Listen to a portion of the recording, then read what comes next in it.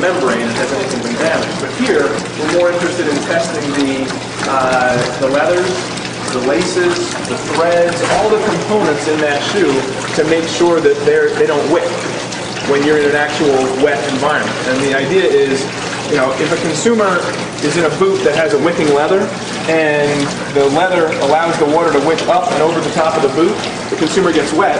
He doesn't care why he got wet. He knows this is Gore-Tex. It's guaranteed to keep me dry. I got wet. I don't care why.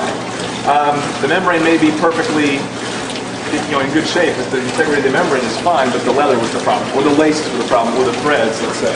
So this is over the course of 200,000 flexes for some categories, which is the equivalent of walking in a puddle for about 200 miles continuously.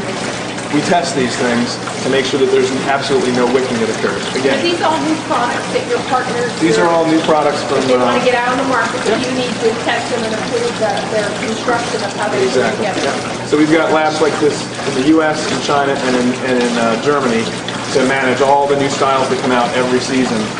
They all go through these three tests.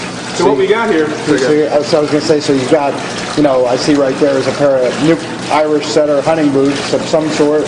They'll be coming out, and, you know, like you said, you guys are going to put these things through hours of submersion and flexing. It's days. You know. I mean, 200,000 cycles is about 3 days, I think. So it's absolute extreme conditions, so there's no question that these are going to perform when it comes to going on actual consumer feet.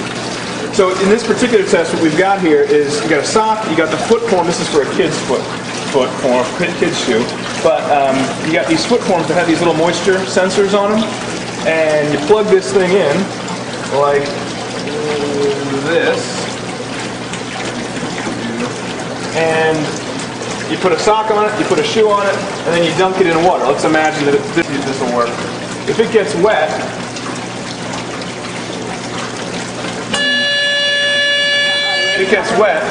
it raises it up.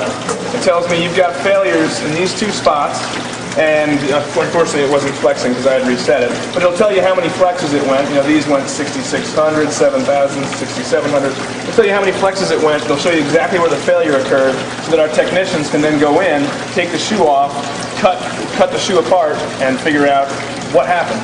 Go communicate with the factory, communicate with the brand to say, here's the problem in the construction, let's make sure that we fix it and send a sample down.